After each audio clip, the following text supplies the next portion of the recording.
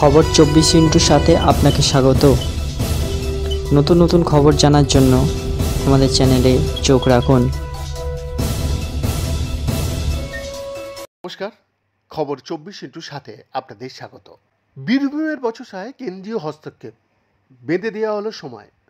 রাজ্য পুলিশের ডিজি রাজীব কুমারকে চিঠি পাঠালো জাতীয় মহিলা কমিশন।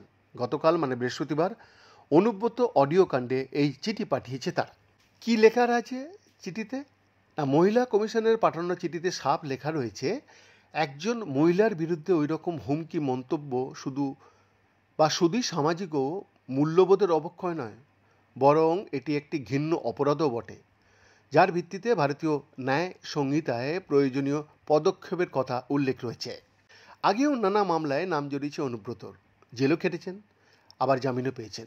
অনুব্রত অতীত জুড়ে তার লেগে রয়েছে বিভিন্ন কাণ্ডের কথা। সেই অনুব্রতরই এবার নাম জড়ায় সরকারি কর্মীকে কদর্য ভাষায় গালাগালি করার। রাজ্য পুলিশের ডিজিকে পাঠানো চিঠিতে মহিলা কমিশন লিখেছে, যার অতীতে অপরাধের ছাপ রয়েছে তার বিরুদ্ধে এখনও কোনো যথাযথ আইনি পদক্ষেপ নেওয়া হয়নি কেন? যদি একজন উচ্চপদস্থ পুলিশ আধিকারিকের পরিবারকে এমন হুমকির শিকার হতে হয়, তবে সাধারণ মানুষের নিরাপত্তাটা কোথায়?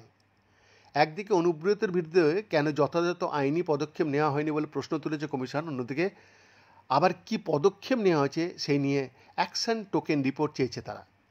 রাজ্য পুলিশকে 72 ঘন্টার সময় বেঁধে দিয়ে অনুব্রতর বিরুদ্ধে নেওয়া আইনি পদক্ষেপের রিপোর্ট পাঠাতে বলেছে তারা। উল্লেখ্য, আইসিকে গালাগালি দেওয়ার অডিও প্রকাশ্যে আসতেই সাংবাদিকদের মুখোমুখি হয়ে বোলপুর পুলিশ সুপার জানিয়েছিলেন যে কেষ্টর বিরুদ্ধে একাধিক জামিন অযোগ্য ধারায় মামলা করা হয়েছে। যৌন হেনস্থা থেকে সরকারি কর্মীকে হুমকি গালাগালি, একাধিক ধারায় কেষ্টর বিরুদ্ধে শতপ্রণোদিত মামলা দায়ের করা হয়েছিল বলে জানান তিনি। এমনকি এর পরেও অনুব্রতকে বেশ কয়েকবার বোলপুর এসডিপিও অফিসে তলবও করা হয়, কিন্তু অসুস্থতাকে হাতিয়ার করে হাজিরা এড়িয়ে যান তিনি।